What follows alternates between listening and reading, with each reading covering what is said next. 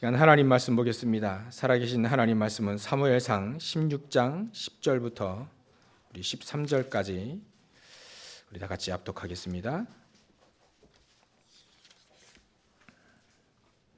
사무엘상 16장 10절부터 13절까지 구약 434조 되겠습니다.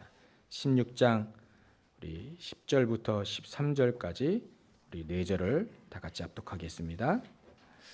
이새가 그의 아들 7을 다 사무엘 앞으로 지나가게 하나 사무엘이 이새에게 이르되 여호와께서 이들을 택하지 아니하셨느니라 하고 또 사무엘이 이새에게 이르되 내 아들들이 다 여기 있느냐 이새가 이르되 아직 막내가 남았는데 그는 양을 지키나이다. 사무엘이 이새에게 이르되 사람을 보내어 그를 데려오라. 그가 여기 오기까지는 우리가 식사 자리에 앉지 아니하겠노라. 이에 사람을 보내어 그를 데려오매 그의 빛이 붉고 눈이 빼어나고 얼굴이 아름답더라. 여호와께서 이르시되 이가 크니 일어나 기름을 부으라 하시는지라. 사무엘이 기름 뿔병을 가져다가 그의 형제 중에서 그에게 부었더니 이날 이후로 다윗이 여호와의 영에게 크게 감동되니라. 사무엘이 떠나서 라마로 가니라. 아멘. 예전에 동의보감을 쓴 허준이 처음에 의술을 배울 때 처음부터 지식을 쫙 스승이 가르치지 않았다고 합니다. 허준이 처음에 의술을 배우러 왔을 때 그 스승이 처음부터 가르쳐주면 참 좋잖아요. 근데 3년 동안 의술은 하나도 안 가르쳐주지 않고 물만 떠오게 했답니다. 물. 저기 가서 물 떠오너라. 저 가서 물 떠오너라. 이 항아리에 물 채워라. 3년 동안 아무것도 가르쳐주지 않고 물만 떠오게 한 거예요. 근데 3년 딱 지나니까 웬만한 사람들은 그 3년을 견디지 못하고 이 스승은 뭐 가르칠 게 없나 보다. 다 도망가고 포기하고 이랬대요. 근데 허준은 거기서 그 물을 뜬 겁니다. 3년 동안. 그때 3년 지난 다음에 이 스승이 그런 얘기를 하더래요. 이 안약을 다릴 때 가장 중요한 것은 물이다. 물. 가장 기초고 중요한 것은 물이다. 그래서 물 맛도 여러 가지이기 때문에 그걸 너가 알아야 된다. 우리의 신앙에 가장 기초가 있습니다. 또 우리 믿음 생활에 가장 근본이 있죠. 또 기본이 있는 겁니다. 이런 거 없이 신앙생활을 하려고 하니까 막막한 거죠. 또 어떻게 해야 될지 모르겠고요. 또 막상 우리가 교회도 나오고 예배도 드리긴 하는데 막상 어려움이 오면 어떻게 될지 잘 모르지요. 그래서 하나님 우리에게 기본, 기초, 근본 다시 재정립을 하라고 하시는 게 아닌가. 우리의 잘못된 각인, 뿌리 체질이 있기 때문에 하나님 우리에게 그거를 다지라고 하는 것이 아니에요. 우리의 잘못된 복음 아닌 그 올무 가운데 빠져 있으면 이 신앙생활 잘할 수가 없지요. 밑 빠진 독에 물을 붓게 되면 절대 물이 차지 않습니다. 우리가 기도를 열심히 한다고 해서 응답받는 건 아니죠. 마치 우리가 그 기도를 그런 식으로 하고 있다는 거죠. 기도도 하나님 우리에게 바르게 하라. 그래서 예수님은 우리에게 기도의 본을 보이실 때 어떻게 기도합니까? 할 때 예수님이 주기도문을 얘기를 하셨을 때 육신적인 것은 한 가지 일용할 양식이면 된다. 왜냐하면 하나님은 우리의 피난처시고 피할 바위시고 때로는 우리를 보두마 안고 감싸고 우리를 사망의 음침한 골짜기를 다닐지라도 우리를 지키시는 분이기 때문에 우리의 모든 필요를 하나님이 아시잖아요. 그렇기 때문에 먼저 너는 그의 나라와 그의 의를 구하라. 그래서 마태복음 6장 33절에 그 얘기를 하신 겁니다. 먼저 우선순위가 있는 거고요. 우리에게 가장 신앙생활의 근본과 기본과 기초라는 게 있는 겁니다. 근데 요 근본과 기초와 기본 이게 회복되어지려면 우리의 잘못된 올무 같은 걸 다 빼내야 됩니다. 저 세상에서 배우고 세상에서 체질되고 각인되었던 그거, 복음 아닌 다른 거, 그거를 빼내는 거죠. 그래서 예수님도 마태복음 16장에 보면 가이사랴 빌립보 지방에 가셔서 그 속국된, 그래서 속국되어져 가지고 이름도 바뀌어진 그 가이사랴 빌립보, 가이사랴하고 그 빌립 왕과 같이 협약을 맺은 곳이라 해서 이름을 그리 바꿨거든요. 그 현장에 가서 이렇게 물어봅니다. 사람들은 나를 누구라 하느냐? 그런 질문을 하셔요.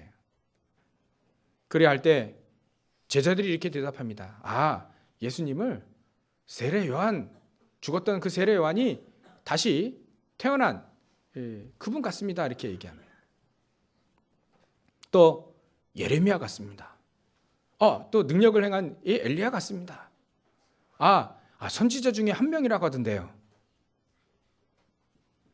예수님은 그거에 만족하지 않습니다. 예수님이 이 땅에 오신 건 그거 하려고 온 것은 아니거든요. 그때 베드로가 이렇게 대답합니다. 주는 그리스도시요 살아계신 하나님의 아들이십니다. 정답을 얘기하니까요.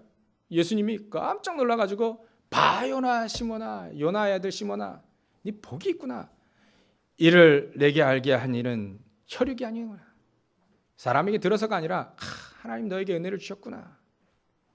그거를 깨닫다니 너가. 예수님이 칭찬하신 거예요.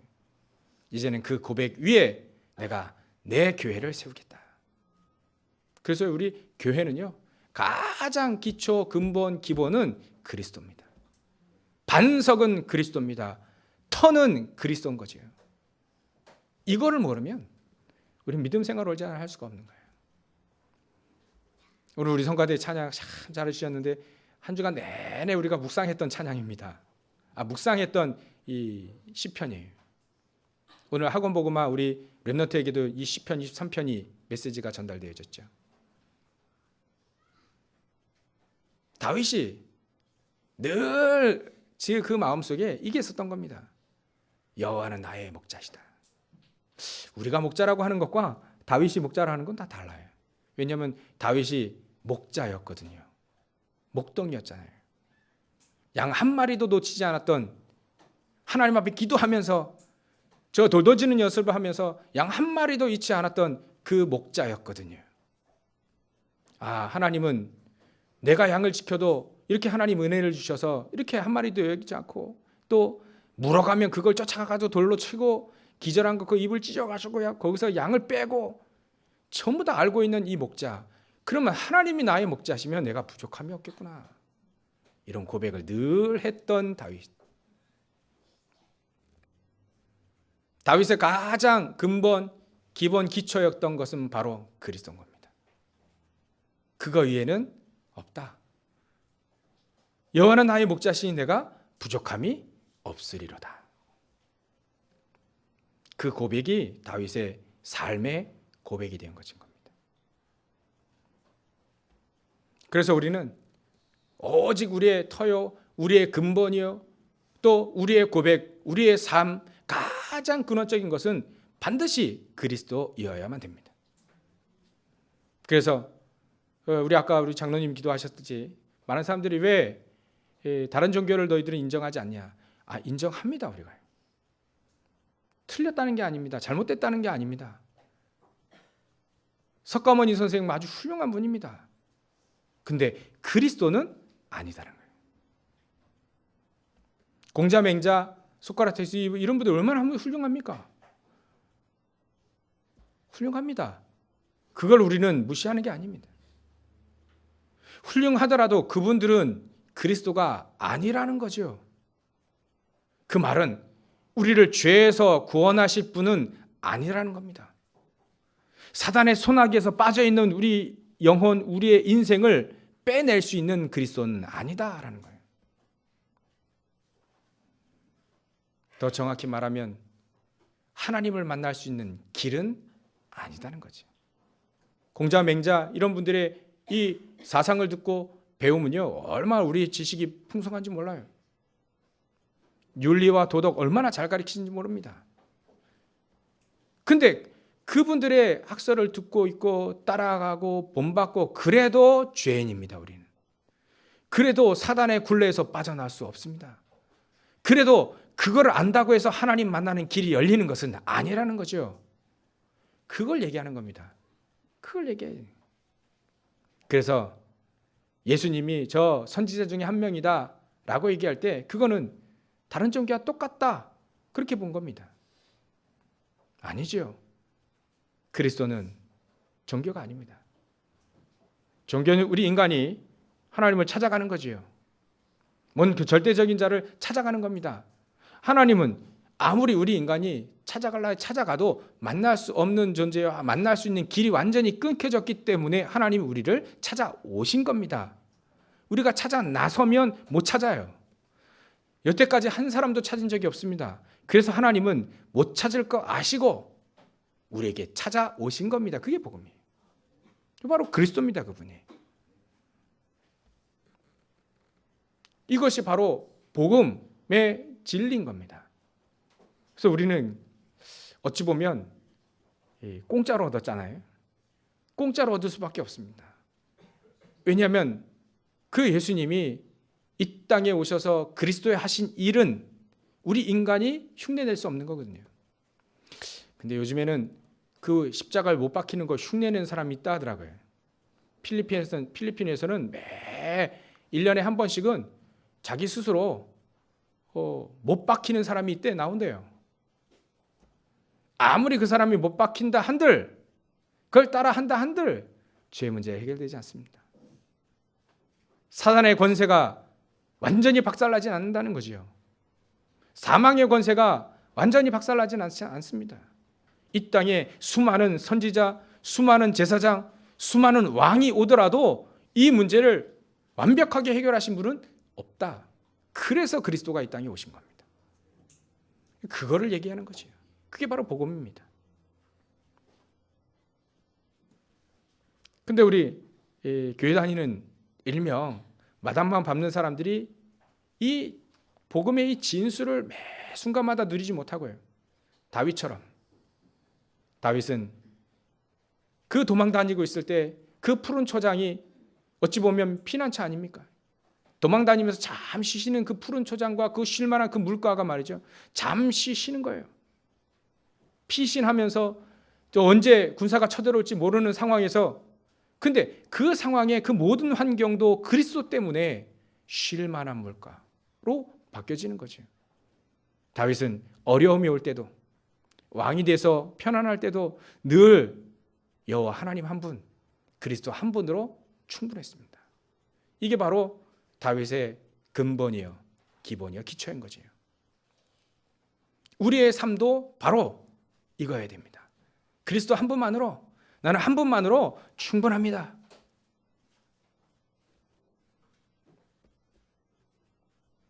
혹시 속으로 아닌데 라고 하시는 분들을 위해서 제가 주보에 써놨습니다. 복음 아닌 다른 올무.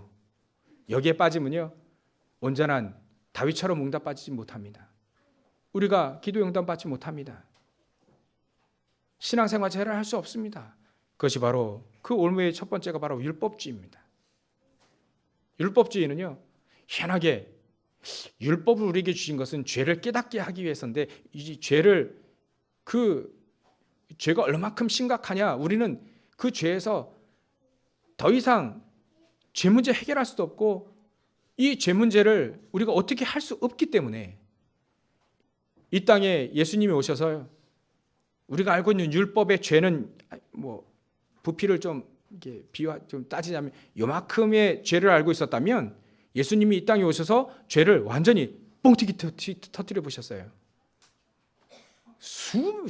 막 엄청나게 크다는, 한마디로 말해서 너희들이 가늠한 것이 죄냐? 아니, 가늠한 그는 마음까지도 가진 거, 그것도 죄다. 이 얼마나 큰 죄가 넓어졌습니까? 예수님은 이 땅에 오셔서 죄를 뻥튀기 틀으셨어요. 너희들이 생각하는 그 죄는 그 아니다. 더 크다. 마음속으로 짓는 죄, 또 형제들을 막 욕하는 것들은 완전히 지옥불에 떨어질 것이다. 막 이런 얘기도 하고요. 결론은 예수님이 왜 죄를 그렇게 확 넓혀버리셨냐? 너희들은 그 죄 문제 해결할 수 없다. 그걸 얘기하신 겁니다. 그래서 내가 왔다. 예수님이 이 땅에 오신 것은 그 죄 문제를 해결하시려 이 땅에 오신 거예요. 그 죄가 죄되는 것을 얘기하는 것이 율법입니다. 근데 그 율법을 지키려고 우리 인간이 계속 노력을 하는 거예요. 노력을. 그 죄의 문제는 그리스도께서 십자가에 완전히 달려 완전히 끝내놓으셨는데 자꾸 십자가 그 예수님의 그 보혈의 공로 그거에 의지하지 않고 우리가 자꾸 내 힘으로 막 율법을 지키려고 안간힘을 쓰는 겁니다. 그럼 반대로 우리가 율법을 지키지 않는 마음대로 사는 것이냐? 그건 아닙니다. 율법은 우리를 죄인이라고 말하는 거지요. 그래서 우리는 희망이 없다는 겁니다. 그래서 하나님 우리에게 그리스도를 보내주시겠다 약속하신 거죠. 그러니까 율법주의라고 하는 것은요, 율법은 선한 겁니다. 근데 율법주의는 율법을 꼭 지켜야 된다. 우리가 구원받을 때도 율법 꼭 그 유대인들이 생명처럼 여기는 거 있거든요. 그걸 비유한 겁니다. 유대인들은 반드시 할례를 해야 되거든요. 그래서 예수 믿는 사람들에게 논쟁이 붙였잖아요. 일명 예루살렘에서 포럼이 이루어진 겁니다. 초대교회 안에서 포럼이 이루어진 겁니다. 베드로가 말이죠. 전도하다 보니까 저 로마인 저 고넬료에게 복음을 증거한 거예요. 근데 복음만 증거하고 나오면 되는데 그거 안 와서 유숙을 했거든요. 같이 자고 같이 먹고. 유대인들로서는 이방인들과 같이 먹고 같이 하는 건 완전히 금지되어 있거든요. 이건 율법도 아니고 유대인의 관례예요. 관례, 관습, 율례라고 하죠. 근데 이거에 꽉 묶여가지고 유대인들이요, 그게 꽉 잡혀 있어요. 왜 이방인들과 같이 식사했냐? 왜 할례가 없는 자하고 같이 유숙을 같이 했냐? 근데 그거 문제 가지고 일명 예루살렘에서 포럼이 이루어진 거예요. 포럼. 그래서 결국은 결론을 그렇게 냈죠. 그러면 복음도 저 이방인들에게 복음이 증거되어지는 거 보니까 하나님이 이걸 원하시는가 보다. 그래서 대신 우리가 강요하는 그 율법을 강요하지 않고 몇 가지 삶에 도움이 되고 또 하나님이 성경에 절대적으로 금한 것, 또 피채 고기를 피채 먹지 말 것, 못 메어 준 거 먹지 말 것, 여러 가지 그런 것들을 지키게 해서 가장 중요한 쟁점은 할례였거든요. 할례. 근데 그건 싹 뺐어요. 다행이죠. 그때 당시에 그렇게 포럼이 되어진 겁니다. 거기서 유대인들이 가장 묶여 있었던 것이 할례입니다. 아무리 우리가 구원받아도 할례를 해야 된다. 할례는 반드시 해야 된다라고 나오는 것이 이게 율법주의인 거예요. 너 왜 할례 받지 않는 자들과 같이 먹었냐? 이거는요, 자꾸 기준을 율법에다 두는 겁니다. 십자가의 그 보혈, 그 능력, 그 공로 거기다 두지 않고 자꾸 율법에다 끼워 맞추는 것이 바로 율법주의인 거지요. 그러니까 자꾸 그거에 안 맞으니까 자꾸 판단하고 정죄하게 되는 거지요. 그게 율법주의의 가장 맹점인 겁니다. 하나님이 이거를 복음이라고 하지 않았습니다. 복음은 모든 만민에게 마땅히 주어져야 될 진리인 거죠. 할례를 꼭 받아야만 되는 건 아니다. 그래서 사도 바울이 가장 맹점이 이 할례는 우리가 할례를 육신으로 하는 것이 아니다. 마음으로 하는 것이다.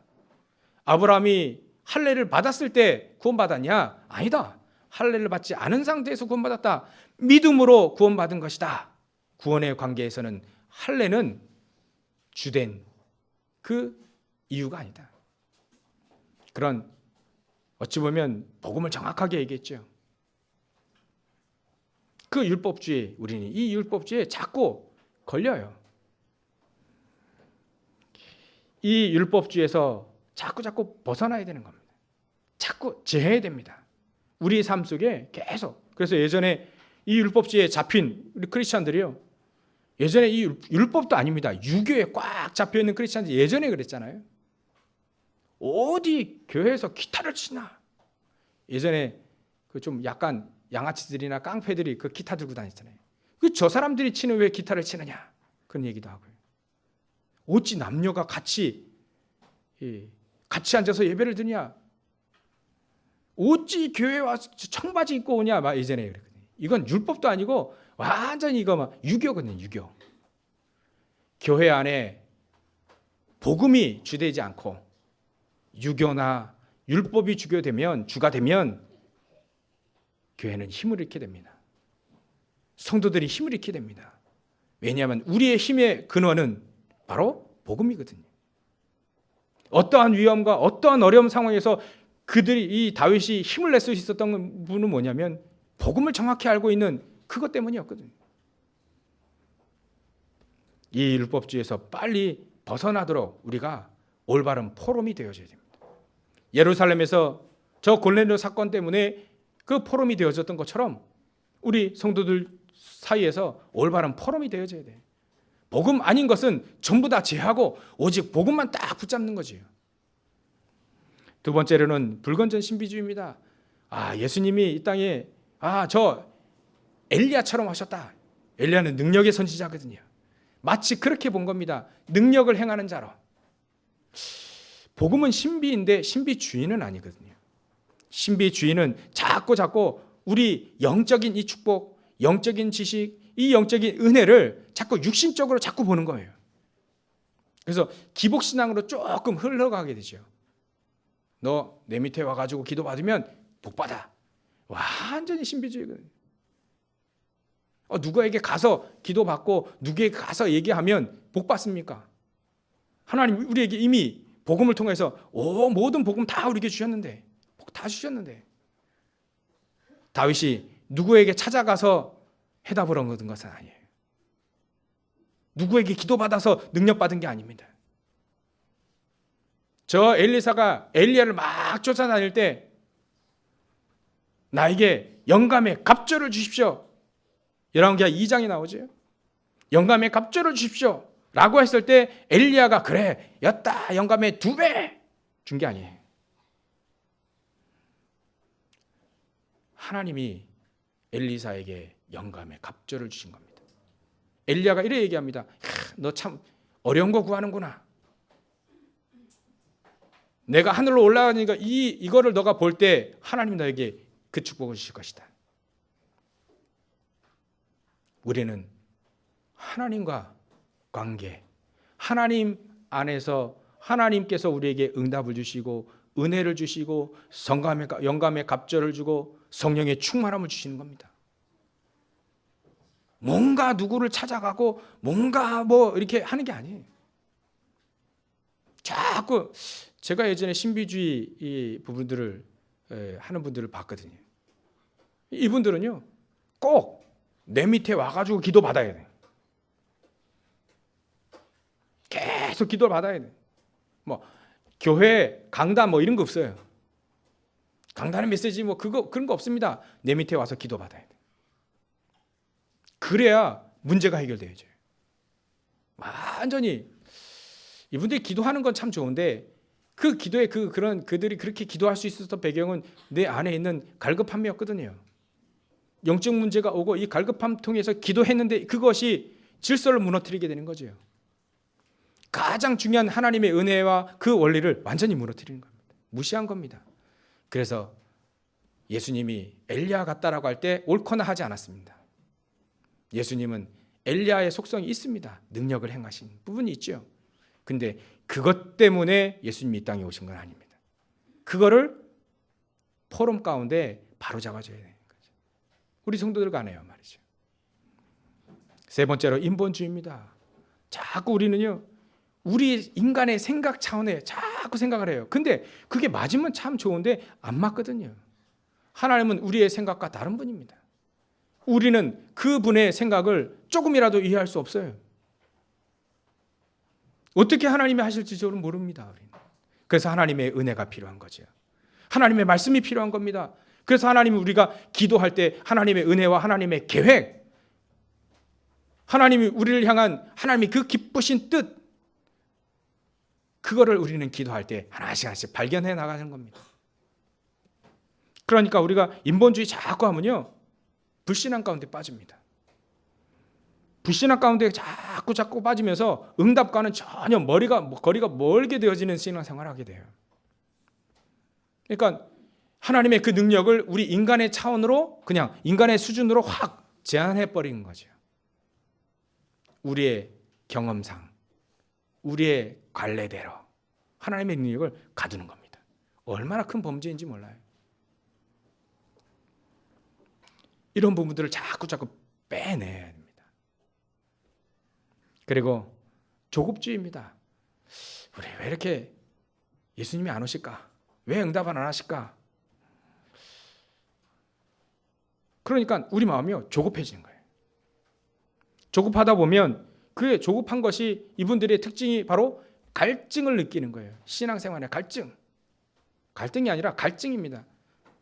영적으로 지금 갈급한데 갈증을 느끼는데 당장 이걸 해결할 수 없는 거예요. 교회 안에서 계속 기도하다 보면 하나님 말씀을 쭉 붙잡고 기도하고 예배하고, 그죠? 그 가운데 있어서 하나님이 우리를 향한 하나님의 계획과 선하신 뜻과 이런 부분들 하나씩 발견해 나가면서 또 그 속에서 하나님 주시는 응답과 그 힘과 그 능력 가지고 생활하는 거죠. 이것이 계속 이루어지는 것인데, 이 조급한 사람은요, 우리 교회는 이게 안 되는가 보다 이래. 교회가 안 되는 데가 어디 있습니까? 여기도 하나님 계시고 저기도 하나님 계시고 다 하나님 계시는 것인데 말이죠. 조급하니까 못 견디는 거예요. 그런 조급주의를 완전히 빼내줘야 됩니다. 그래서 우리가 포럼을 하면서 하나님의 말씀이 응답되어지는 것들을 하나씩 얘기해주고, 또 잘못된 부분도 우리 성도들이 서로 도와가면서 바로잡아줘야 되는 것이에요. 그리고 그 다음에는 박해 사상입니다. 이건 잘못된 것도 아니에요. 틀린 것도 아닙니다. 박해, 널리 사랑을 전하는 거 아니겠습니까? 근데 이 박해 사상은요, 예레미야와 같다 이렇게 얘기합니다. 눈물의 선지자요, 사랑을 전가했던 그 박해 사상, 이게 틀린 게 아닙니다. 또 이것이 나쁜 것도 아니에요.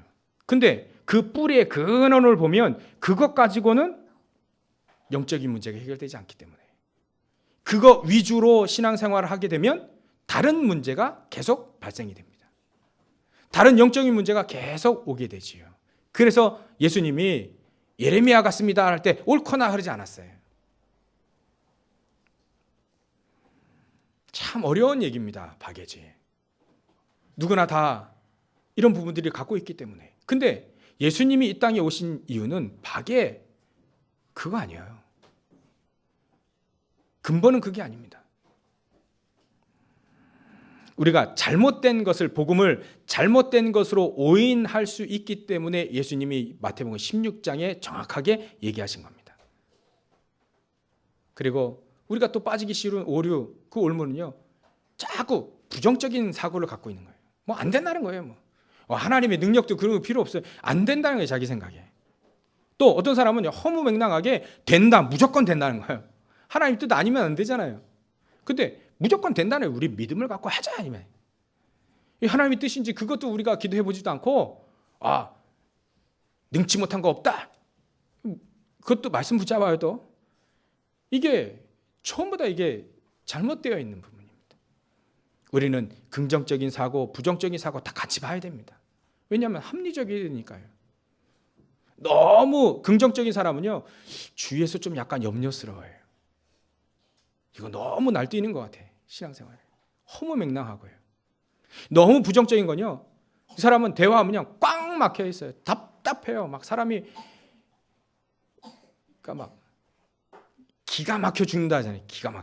기 막힌 노릇이죠. 그러니까 우리는 이 부정적인 거, 긍정적인 거 같이 봐야 됩니다. 그리고 하나님의 계획과 선하신 뜻, 이거를 기도하면서 잘 분별해내죠. 그래서 가장 우리에게 필요한 것은 오직 그 복음인 겁니다. 우리가 생명을 거는 건요, 복음의 생명을 거는 겁니다. 다윗이 이걸 했어요. 이걸 붙잡은 겁니다. 그걸 마지막으로 7번에 영적 문제로 심각하게 고통당하는 사람. 우리 인간이면 영적 문제가 오게 되잖아요.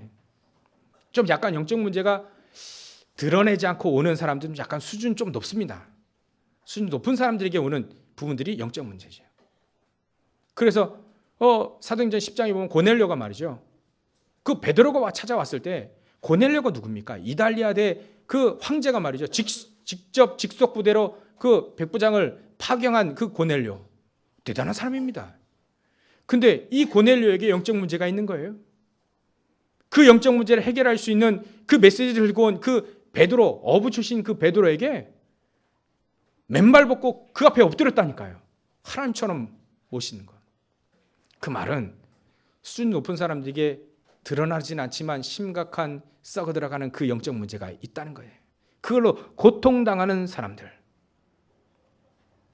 그 사람들에게 올바른 복음을 얘기해 줄 수 있는 올바른 포럼이 우리에게 회복되어져야 됩니다.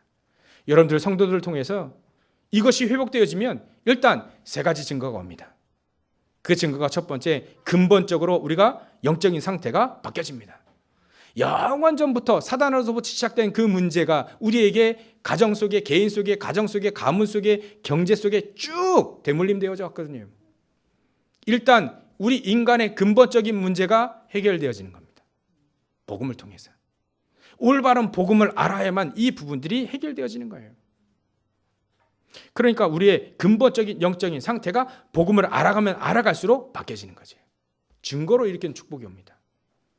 두 번째로는 우리의 기본. 저 사람 참 근본이 안 됐다는 건요, 영적인 부분을 얘기하는 거고, 이 사람 좀 기본이 안 됐다, 이거는 이 삶의 자세를 말하는 겁니다. 저 사람 좀 삶의 자세가 안 됐다라고 한다면 좀 문제가 있죠. 그래서 올바른 복음을 가지고 있으면 우리의 이 삶의 자세가 바뀌어지는 겁니다. 기본이 바뀌어지는 거죠. 어떻게 바뀌어지냐면 디모데후서 2장의 1절부터 7절에 세 가지 중요한 싸움을 하게 됩니다. 우리가 살아가는 건요, 영적인 싸움을 하기 위해서 살아가는 겁니다.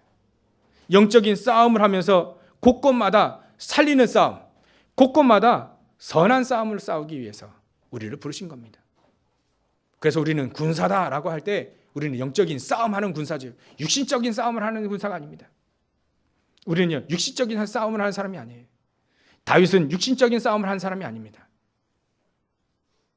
사울 왕을 죽여야 됩니다 라고 할 때 다윗은 아니, 하나님이 기름 부으신 종을 어찌 우리가 죽일 수 있겠냐, 하나님이 기름 부음 받은 그 종, 그 왕을 우리가 어찌 할 수 있겠냐, 아니다. 저 다윗 왕이 나중에 이 압살롬의 반역, 아들의 반역을 통해서 도망간 적이 있죠. 그때 그 시므이라고 하는 그 사울 지파, 사울이 있던 베냐민 지파 사람이 옳거니 예전에 저 사울 왕을 저래 한 것처럼 본 거죠. 그랬는데 이제는 저 아들의 반역으로 도망가는구나, 이제 다윗의 시대는 끝났구나, 그래서 막 저주했거든요. 그럴 때 옆에 있는 장수 한 명이 왕이여, 나를 보내주십시오. 저 시므의 목을 단칼에 베버리겠습니다. 어찌 왕을 저렇게 욕할 수 있겠습니까? 그때 다윗이 진짜 살리는 싸움, 선한 싸움, 영적인 싸움을 하죠. 아니다.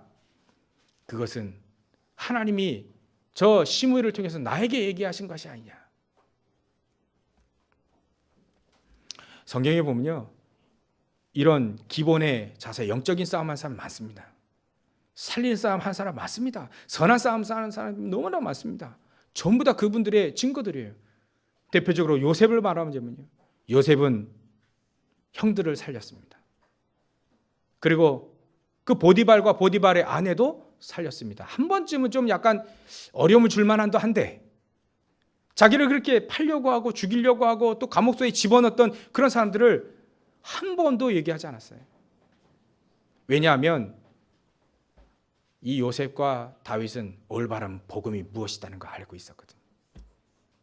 우리 인간의 힘으로 되는 것이 아니다. 하나님 우리에게 은혜를 주시고 하나님 우리에게 올바른 복음 이거 하나만 딱 붙잡으면 된다는 거예요. 여호와는 나의 목자시니 내가 부족함이 없으리로다. 부족함이 없으리로다. 당당하게 얘기했습니다. 내가 사망의 음침한 골짜기를 다닐지라도 해를 두려워하지 아니할 것은 주께서 나와 함께 하심이라. 이 축복이 다윗에게 늘 있었던 겁니다. 올바른 복음. 해를 당할지라도 하나님은 나와 함께 하시기 때문에, 내가 저 풀무불에, 우리가 다니엘의 세 친구가 저 풀무불에 들어가서 하나님 우리를 구해내실 것이다, 그리 아니하실지라도, 이게 복음을 가지고 있는, 진정한 복음을 가지고 있는 자들의 고백인 거죠. 그래서 그들은 올바른 싸움을 하게 된 겁니다. 영적인 싸움을 하게 된 거죠. 풀무불에 들어가고 말이죠. 저 다니엘은 조서의 어인이 찍힌 것 알고도 예전과는 다르게 또 예루살렘 향해서 문을 활짝 열고 하루에 3번씩 기도한 겁니다. 봐라 이거죠. 왜냐하면 어려움이 와도 상관없는 겁니다. 우리는 어려움이 안 오도록 기도하는데, 어려움이 와도, 그래야면 반드시 어려움이 오거든요. 어려움이 와도 하나님 우리를 지키실 것이다. 그리 아니하실지라도 올바로 복음 가지고 있는 자는 영적인 싸움을 하게 되는 거예요. 이거는 영적인 싸움이 벌어진 사건입니다. 느부갓네살 왕이, 또 다리오 왕이 큰 우상을 만들어 놓고요, 거기다 절을 하라. 황제는, 그 왕은 우상이다, 이리 얘기할 때 우상과의 영적인 싸움이었던 겁니다. 결국 그 싸움이 살리는 싸움으로 바뀌어지게 되지요. 이게 바로 우리의 삶의 자세입니다. 이게 바로 우리의 기본입니다. 사람들과 맞붙어 싸우는 게, 그것이 결코 우리 크리스찬들이랑 맞붙어 싸우는 것이 이기는 길이 아닙니다. 이기고도 지는 겁니다. 우리는 싸우지 않는 겁니다. 육적인 싸움을 싸우는 게 아닙니다. 영적인 싸움을 싸우는 겁니다. 그 뒤에 사단과의 싸움입니다. 신사참배 거부할 때 그건 국가 의식과 일제와 싸운 게 아니지요. 사단과의 싸움이 벌어진 겁니다. 그걸 아는 몇몇의 사람들 통해서 국가가 구원받습니다. 민족이 구원받습니다. 올바른 복음 아닌 올무에서 벗어나게 되어지면 우리에게 세 번째로 기초, 우리의 실력이 돈독해지죠. 우리가 가지고 있는 장점과 단점을 잘 헤아려서 하나님 우리에게 주신 달란트를 발견하게 하신 겁니다. 그걸 통해서 하나님은 우리에게 유일성의 축복까지 우리에게 예비해 놓으신 거죠. 그게 바로 우리의 기초, 실력을 말하는 겁니다. 결론을 맞자면 저 여러분들은 하나님이 우리에게 올바른 복음을 주셨고 올바른 복음 안에 있기를 원하시는 겁니다. 잘못된 그 복음 아닌 올무 가운데 빠져서 응답도 못 받고 크리스찬들이 아무런 힘이 없고 크리스찬들이 아무런 영향력을 미치지 못하는 그런 사람이 아닌 다윗과 같이 소년 다윗이라 할지라도 푸른 초장에서 응답받았던 그 다윗이 골리앗 앞에서 응답받는 겁니다. 결국은 블레셋을 쳐 없애는 것처럼 보이지만 그 블레셋을 살리는 것이 이 다윗이었어요. 요셉이 애굽을 무너뜨린 게 아닙니다. 모세가 애굽을 무너뜨린 게 아닙니다. 오히려 애굽을 살리는 자가 된 거지요. 왜냐하면 우상과의 싸움이었거든요. 우상을 멸해야만, 저 사단의 세력이 무너져야만 그 사람들이 응답을 받거든요. 이 축복이 우리 모든 성도들의 포럼 가운데 있기를 간절히 원합니다. 오늘은 특별히 총신주일로 지키는데요. 총신주일, 영적인 싸움을 할 수 있는 주의 종들이 키워지는 데가 바로 총신입니다. 거기는 선지동산이에요. 그들이 무너지면 지금 한국교회 문제는 저는 저렇게 봅니다. 목회자 문제다. 목사 문제지 성도들 문제는 아닙니다. 성도들을 가리킨 것이 목사잖아요. 올바른 목회, 올바른 목회자, 올바른 신학자들이 나와야 됩니다. 왜 귀신 얘기하냐? 그런 신학자들이 지금 가득합니다. WCC로 종교다원주의로 종교는 같다라고 생각하는 사람, 그런 신학자들이 지금 곳곳에 일어납니다. 예수님이 물 위에 걸은 것이 아니다 라고 공공연하게 얘기하는 신학자들이 지금 수두룩합니다. 무슨 그런 기적이 있냐? 아니다. 해변가를 거니시는 예수님의 모습을 보고 그 물 위를 걸었다라고 하는 것이지. 근데 베드로는 거기서 빠져 죽을 뻔했어요. 어떻게 빠져 죽는지 몰랐어요. 터무니없는 얘기를 하는 신학자들, 교권으로 종교는 똑같다라고 하는 많은 목회자들, 예전에 신학교에서 그래 했죠.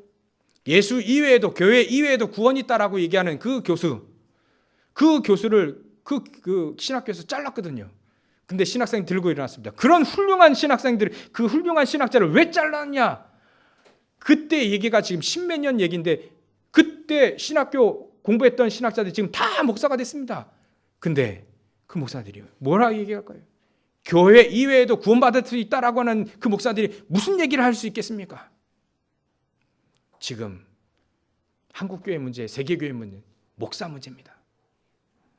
올바른 복음을 가르쳐주지 못하고 올바른 복음을 친히 몸소 체험하고 또 보여주지 못한, 어찌 보면 우리 목회자들의 문제입니다. 그래서 여러분들의 도움이 필요한 거예요. 여러분들이 도와주셔서 그러는 게 아니고요.